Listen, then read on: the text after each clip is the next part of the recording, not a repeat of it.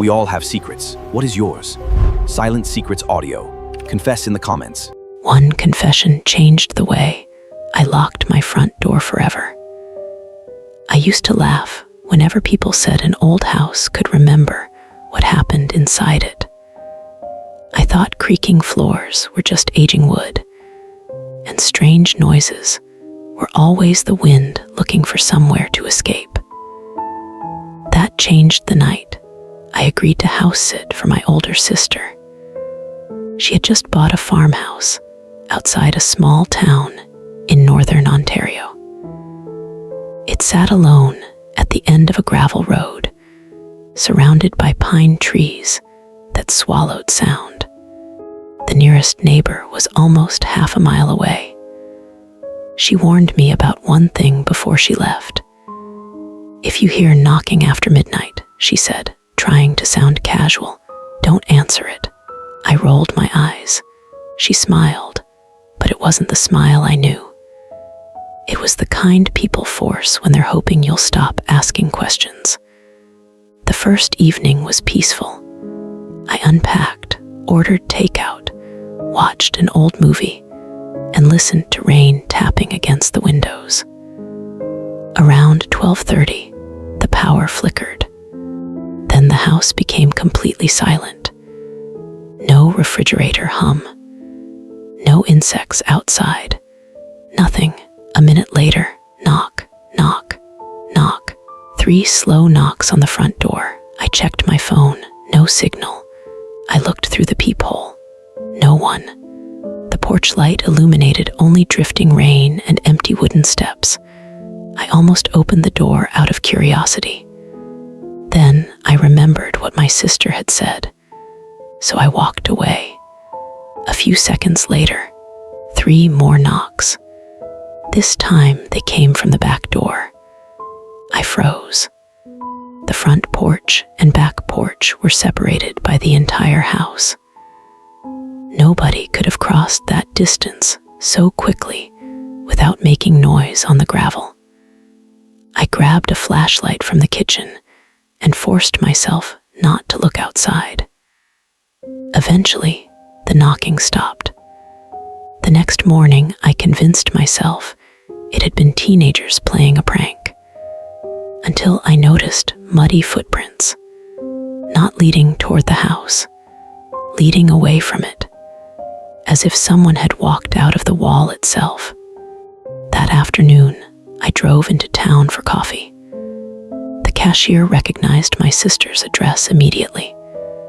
"You staying at the Carter place?" I nodded. He hesitated. "Don't answer the door after midnight." My stomach tightened. "You've heard that before." He looked toward the window before lowering his voice. "The previous owner disappeared.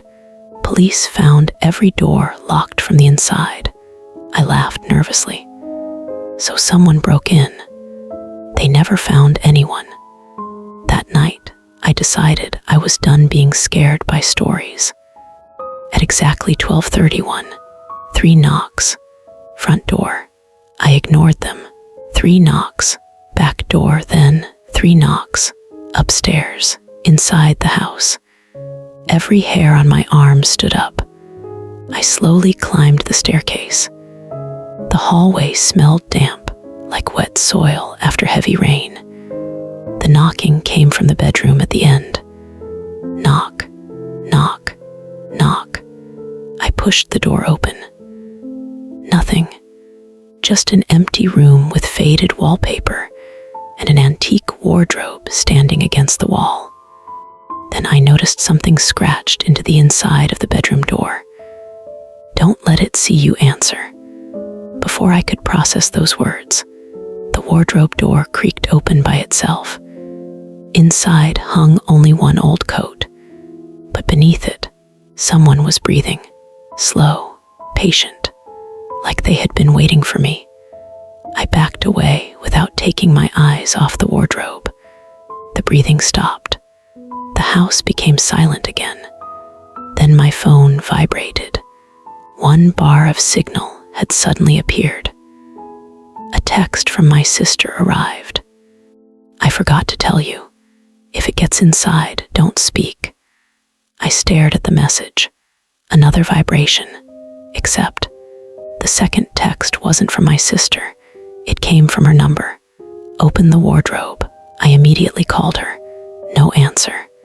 Seconds later, she called me back. The first thing she whispered was, "Whatever you do, don't read my messages." I couldn't breathe. What? My phone was stolen 3 years ago. The line went dead. Behind me, my own phone chimed again. Another message from her number. "I can see you now." At that exact moment, the wardrobe door slammed shut on its own. I ran downstairs, locked myself inside the bathroom, and stayed there until sunrise with every light on. When morning finally came, I packed my things without looking upstairs again. As I was leaving, I noticed one last detail. The muddy footprints from the day before had returned. Only this time, there were 2 sets.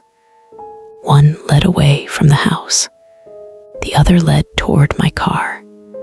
I never told my sister what happened. She never asked. 6 months later, she sold the farmhouse for far less than she paid. The new owners lasted exactly 1 weekend. Sometimes, late at night, I still wake up after hearing 3 slow knocks somewhere inside my apartment. I never check the door anymore, because if that house taught me anything, it's that the safest place isn't always where you lock yourself in. Sometimes, it's wherever the knocking isn't.